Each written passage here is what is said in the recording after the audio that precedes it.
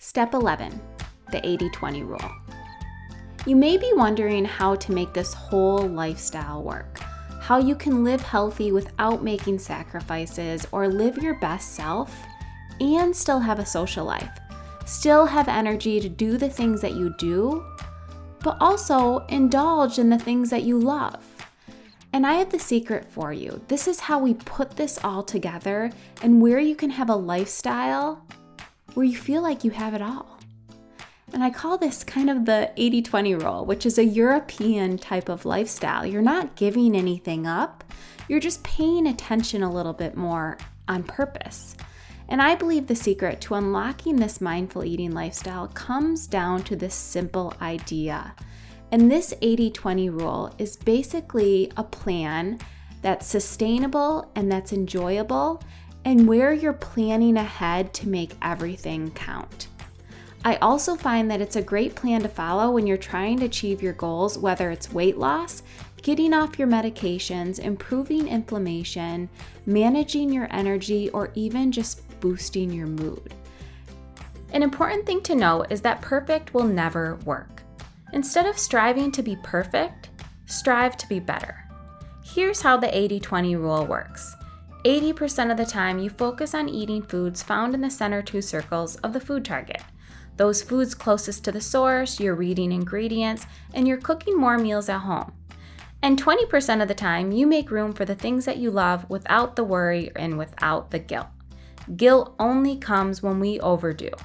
And sometimes the stress of saying no causes us more stress and more harm than good. If we plan ahead for special occasions to indulge with the people that we love, it will provide us with a more meaningful experience. And guess what? We can't properly digest when we're stressed or obsessing over eating a piece of cake. Plan ahead, give in, make it count, and own it. My only rule: don't waste your 20% on anything that's not worth it. Food is too good and too special. When you think about the 20% of the time, it gives you 4 meals out of the week where you can splurge without sacrificing your health. 1 meal is not going to jeopardize your health goals, even 4 meals. So if you think about 20% of the time as 4 meals out of the week where you plan ahead for these special moments and you can find balance of being mindful of how much and how often you indulge, that truly is the home run. One key element of this 80-20 rule is you never want to waste your 20% on something that's not worth it. When you indulge, you make it count, you own it, there's no guilt, and you also make sure that when you're indulging, it's an experience and you're planning ahead for it. So don't waste your 20% on a stale bagel at the airport or a fast food Egg McMuffin through the drive-thru on your way to work. There's so many more delicious things in this world that are way more worth it and will provide you with a more meaningful experience. Remember, there's so much more to eating than to lose weight or be healthy. It's an experience. Going through the drive-thru is not an experience. Or eating something that's just not worth it, that's not providing us with all those pleasurable feelings, isn't worth it. Food is too important to ever waste or give up.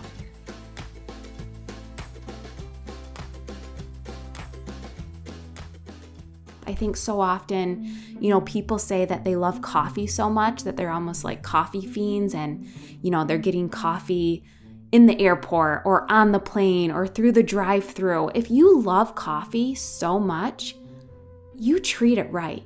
You find it at one of the best coffee places in town. You find craft coffee that's made with love. You find coffee that actually tastes good, that brings you pleasure, where you can be mindful, you can sit, you can drink out of a mug. So I think sometimes we have to change our mindset when it comes to indulging in the things that we love. If we're going to indulge, we better make it count. So if you're going out for burgers, it better be the best burger place in town. I find that when I indulge in something that's so worth it and I plan ahead for it, I have only pleasure and no guilt. Because remember, guilt comes when we overdo. So don't ever waste your 20% on something that's not worth it or indulge too much.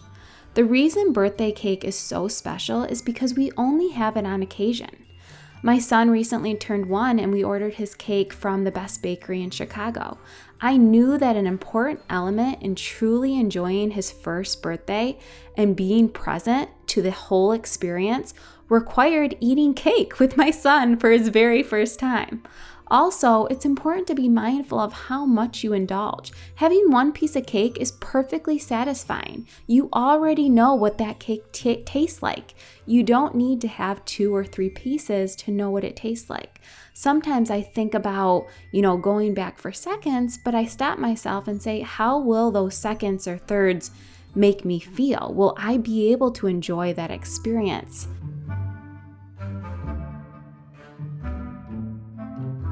We've all had that feeling on Thanksgiving where we overdo. We go back for thirds. We're filling up our plate with mashed potatoes and gravy, and then what happens is we're in a coma on the couch.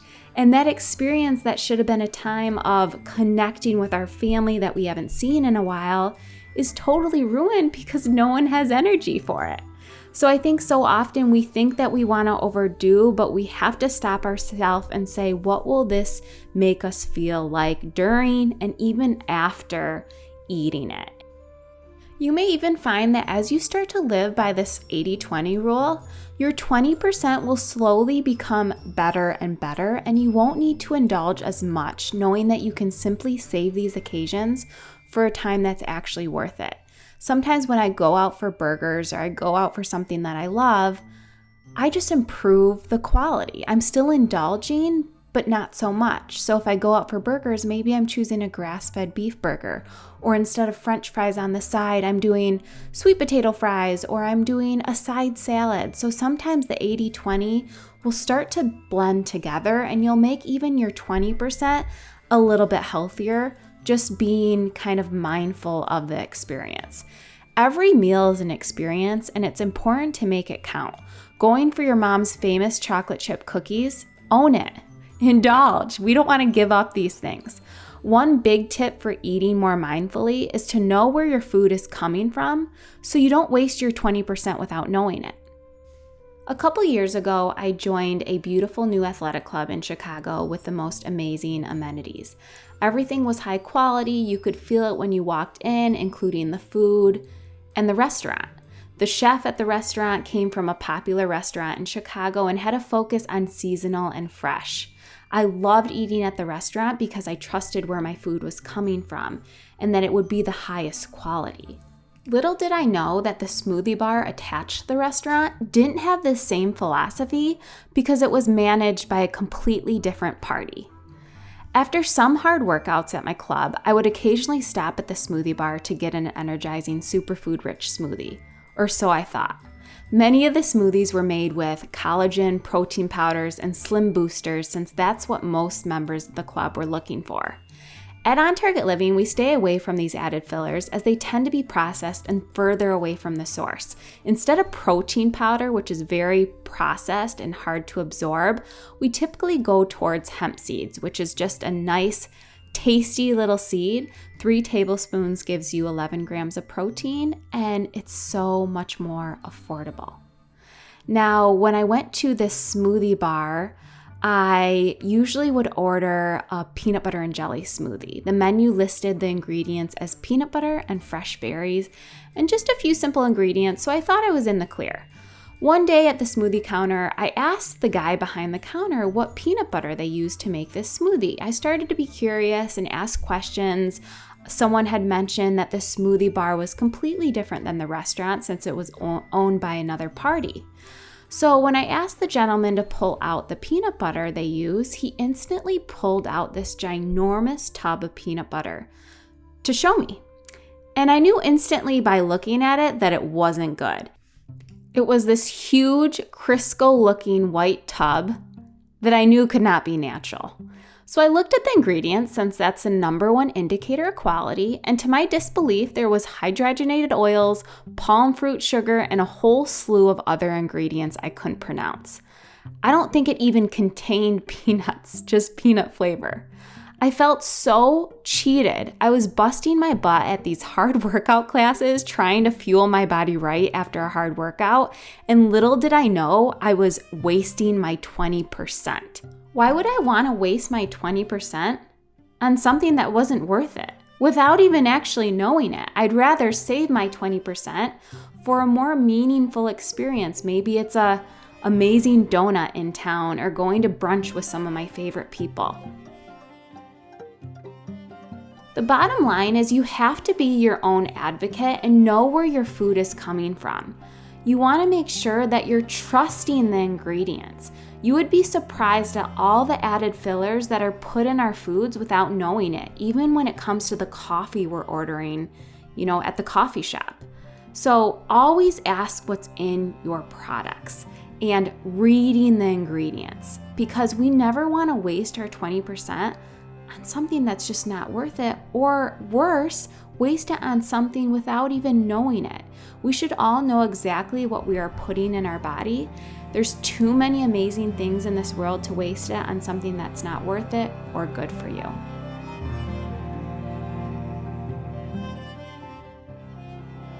It's not about being perfect, it's about being better. It's not about giving up the things that make you happy, it's about making your food choices count. Think about how you can be more mindful when you do indulge. A simple thing I like to practice is one of the 3 rules when it comes to dining out. Either I choose to have bread, a cocktail, or dessert, but not all 3. Determine ahead of time which one you'll be choosing and stick with your decision. Have a plan. 20% of the time gives you 4 meals out of the week that you can splurge without sacrificing your health. This isn't 4 full days of splurging, it's just 4 meals. It's kind of a rough idea to help you have more balance and plan ahead when you need to. You can pivot in the situations where you need to indulge, and you can help to make everything you do when it comes to food more of an experience. So be curious, ask where your food is coming from. We all have the right to know what we're putting in our body. After all, we only get one body in our life. As we talk about indulging, I think there's something truly healthy about drinking coffee and wine, and believe it's absolutely essential to your social life and the relationships to not give these things up, especially if you're able to enjoy them in moderation. Drinking coffee and wine, I feel, allows you to slow down and savor the moment. Coffee gives you a boost of dopamine, your pleasure-sensing molecule, in a different way than tea, which is why people are so drawn to coffee. Although some people can overdo coffee, if you're limiting it to 1 to 2 cups and you're making your coffee quality better, you're choosing craft coffees or you're choosing organic sources, that's going to be so much better, especially if you're drinking it every day. When it comes to wine, I find that drinking wine at dinner actually allows me to be more present, slow down, and have meaningful conversation. It allows me to eat slower and truly taste each bite. I recently went to a seminar where they were talking about a wine sandwich, which is a great way to truly enjoy drinking wine. You eat, you chew, you sip, you eat, you chew, you sip, and you repeat. It's a wine sandwich. When I first moved to Chicago, I was so fascinated by restaurants that offered BYOB, which is bring your own booze. For our first Valentine's Day in the city with my husband, we decided to make reservations at a BYOB restaurant called Goosefoot that featured a 12-course meal. When making the reservations, the restaurant suggested that we bring 3 bottles of wine between the 2 of us, since the meal could last for 3 hours or more, so they anticipate a bottle an hour. My husband and I only ended up going through 1 bottle of wine during our 3.5-hour experience, but we had the time of our life, trying beautiful and delicious dishes made with love while sipping wine in between and talking about anything and everything. I remember talking to my dad the next day after our dinner, who isn't much of a drinker and prefers to eat at home versus going out, and I told him about our 3+ hour dinner experience. He was in total shock, and he immediately asked, "What can you possibly do at a 3-hour dinner? That sounds miserable." I simply responded, You drink wine and you talk about life. It's the best. Bottom line is that no one wants to give up these social experiences that involve food and coffee and wine, especially if it's something you look forward to and that provide your life with meaning and purpose, and that you can have in moderation. A key factor to a sustainable lifestyle program is recognizing that it must be done through pleasure. How can we live our healthiest, happiest, best self and still have a social life? How do we eat for pleasure and also eat for purpose? And this comes down to this mindful eating concept. When we're mindful about eating and we're practicing the 80-20 rule, it allows us to give in for the sake of others. Sometimes we have to look at the bigger picture when it comes to food. If your mother-in-law makes you her famous chicken pot pie and it's loaded with lots of butter and fat and unhealthy ingredients, determine what is more important before saying no. The coolest part about the 80-20 rule is it gives you room to indulge a bit for the sake of the relationship and pivot in unexpected situations. One meal of splurging, as I mentioned, won't ruin your long-term health goals. I come from a big Lebanese family where food is definitely the center of every occasion. We get pleasure by feeding people because food is connection, food is love, and it's truly the best gift to share. I recently traveled to Aruba for a speaking engagement for a nonprofit women's group. The president of the organization invited me to her home the night before the big event to meet the rest of the members and experience some of the Aruban culture. She was so excited to have me and my husband at her home and had catered in some Aruban cuisine just for us. As we all got in line to receive dinner, I, of course, was the first to eat. This woman uncovered all the food containers and was super excited to explain all of the dishes she had ordered. As I glanced from one container to the next, I realized that every single thing on the table was fried. Fried cheese balls, fried bread balls, fried egg rolls, and some things I weren't even sure what was actually being fried. There was not one green food item or an item I could confidently say where it came from. The last thing I wanted to do before my big speaking engagement was feel crummy from eating a plate of fried food. However, I also realized that at this moment, there was something much more important, and that was the relationship. This woman had shared her home with me and flew me to Aruba to speak to a very important group of people she was a part of. What do you think would happen if I actually said no thank you in this moment? How great an experience would this night and the rest of the weekend really be if I said no? So here's what I did in that moment. I looked at the food and her with a big smile and I said, I'll take one of everything. I saw joy in her eyes. And having this night to start off the whole weekend truly made my time in Aruba an experience that I'll remember forever. This experience in Aruba was truly one of a kind.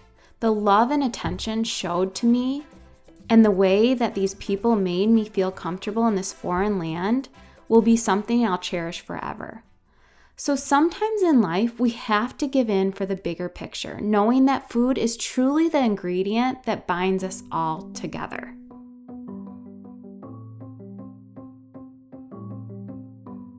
Another important element in the 80-20 rule is understanding that everything is better at the source. If you're going to indulge in donuts or burgers, like I mentioned, it better be worth it. Instead of getting a donut from a drive-through fast food window, find a donut that's made with love and high-quality ingredients, and maybe where you have to wait in line to receive fresh donuts made every single morning. Or if you're getting a burger, maybe you're knowing where your meat is coming from. Maybe it's coming from a local farmer. Everything is better at the source, and this is how we make it all worth it. I recently went to a bachelorette party in Napa, California, which is wine country. And knowing that I would be drinking wine and going out for many of our meals, I used the 80-20 rule to plan ahead so I could really make my experience count. After a 5-hour flight from Chicago to San Francisco, our group of 8 finally connected. and everyone was so excited to see each other. We were all eager to get to our Airbnb and do a proper cheers to our weekend ahead. On our way to our house, some of the girls mentioned that we should stop for wine. The next thing I know, we're pulling up to a hole-in-the-wall gas station about a mile from our house to pick up some bottles of cheap wine. None of the bottles of wine were actually made in Napa Valley, California. I couldn't believe it. We had all traveled so far to be together in wine country, and we weren't even drinking our first glass of wine from actual wine country. I was the only one who thought this was crazy.